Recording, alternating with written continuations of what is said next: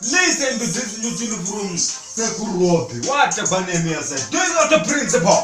What a bun?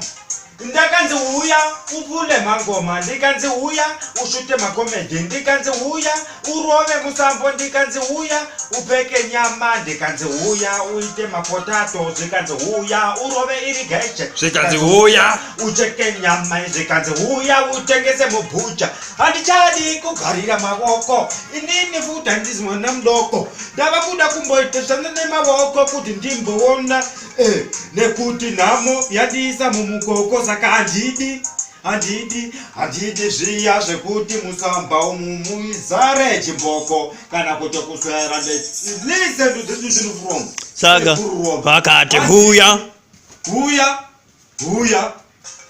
vakati huya aini ndoda ndikanzi huya ndikati ndoda ndakati huya ndikati ndoda yo